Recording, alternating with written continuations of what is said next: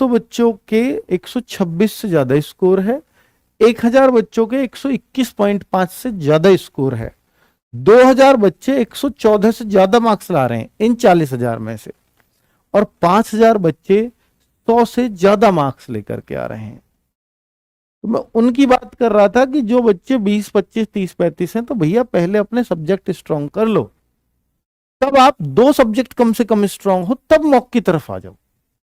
कि 2 सब्जेक्ट में आप ये कह देते हो कि सर इनमें तो मैं हर सेट में 15 से ऊपर कर ही दूंगा, चाहे कुछ भी आ जाए, रीजनिंग और हिंदी को मैं हर हाल में 15 से ऊपर करूंगा, तो फिर आप मॉक की तरफ आ जाओ। ठीक है, फिर मॉक देने में बुराई नहीं है। लेकिन अगर आप टोटल ही 20, 25 मार्क्स, 30, 35, 40 मार्क्स पे घूम रहे हो, तो अभी मॉक मत दो, पहले पढ़ाई कर लो। ठीक है, यही उचित सलाह है आपके लिए। अब मैं आपको ये दिखाऊं कि जो ऊपर के 500 बच्चे होते हैं, ऊपर के 500 का मतलब ये है कि जिनके 126 से ज्यादा मार्क्स आते हैं, वो हर सब्जेक्ट में क्या क्या स्कोर करते होंगे। तो मैं वही आपको दिखा रहा हूं कि वो हर सब्जेक्ट में, देखो वो मैथ्स को करते हैं 17-18 मार्क्स 20 में से, वो रीजनिंग भी 18-19 करते हैं 20 में से, वो हिंदी भी 18-19 करते हैं 20 में से, वो जीएस सिर्फ 11-12 कर पाए हैं। मैंने बोला ना कि वो बच्चे की बातें जो 130, 135, 140 मार्क्स ला रहे हैं, वो भी जीएस 11-12 ही कर पा रहे हैं, वो भी जीएस बहुत अच्छी नहीं कर पा रहे हैं। इसलिए 15 की एश्योरिटी किसी को भी नहीं दी जा सकती। लेकिन अगर आप इतना पढ़ रहे हो कि भैया जो मैंने सारी चीजें आपको बताई हैं, इन्होंने भी क्या किया होगा, नवीन सर की क्लास ली होंगी, इन्होंने और क्या किया होगा, प्रीवियस ईयर थोड़े से देख लिए होंगे, और क्या करंट अफेयर्स थोड़ा से टच में होंगे, तब 11-12 तक पहुंच रहे हैं। हाँ, इन्होंने कोई बुक बहुत अच्छे से अभी नहीं पढ़ी, बेसिक कमजोरियां इनमें भी रही होंगी अभी।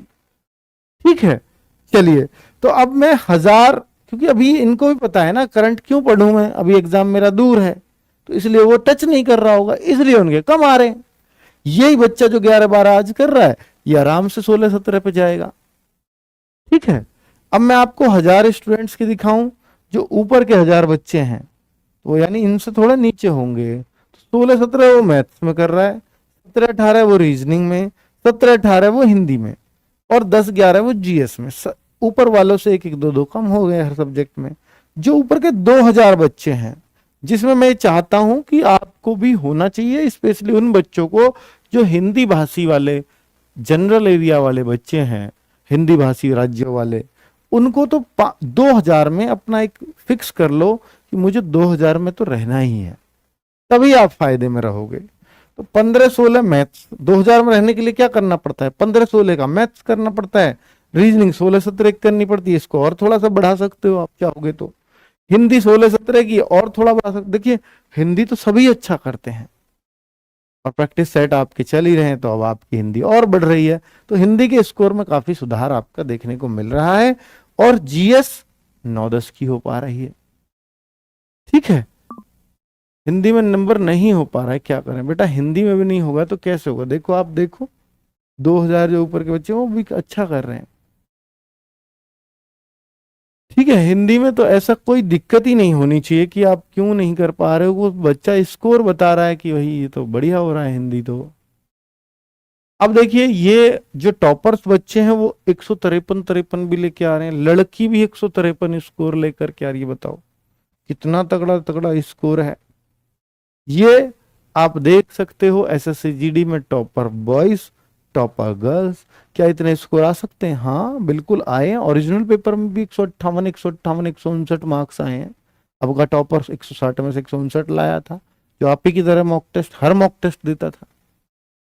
ठीक है, चलिए, अब इसमें बच्चों कट ऑफ बताना, देखिए ये बड़ा मुश्किल काम है कि मैं आपको कट ऑफ बता पाऊं। मैं फिर भी ये कहूंगा कि जो हिंदी भाषी वाले राज्य वाले बच्चे हैं, हिंदी भाषी वाले, हिंदी भाषी राज्य आप समझते हैं कौन से, जहां पर हिंदी बोली जाती है, उन राज्यों को आज के पेपर में अभी जो उनके आसपास मैं बोल रहा हूं, भाई वो 120 प्लस स्कोर करने का ट्राई करें अभी।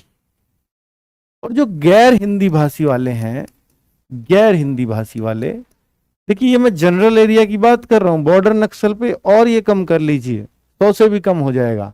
गैर हिंदी भाषी जो है उन राज्यों में थोड़ा कम कट ऑफ चला जाता है, तो वो टारगेट करें अभी कि मैं 80 प्लस करेंगे हम लोग, ठीक है। तो ये एक टारगेट दोनों लोग पकड़ लें। अगर लड़कियां हैं तो लड़कियों में और लड़कों में बहुत ज्यादा कट ऑफ का अंतर नहीं होता एसएससी जीडी में, तो आप लड़कियां भी यही ट्राई करें, ठीक है। लड़कियों के लिए जीडी की नौकरी पाना आसान नहीं है, उनके लिए मुश्किल है। लड़कों के लिए, गैर हिंदी भाषी वालों के लिए तो बहुत ही आसान है, बाकी हिंदी भाषी वालों के लिए भी काफी मुश्किल हो जाता है, लड़कों के लिए भी। ठीक है बच्चों, तो ये मैंने आपको बता दिया कि इस तरह से आप अपने कट ऑफ को देख सकते हैं।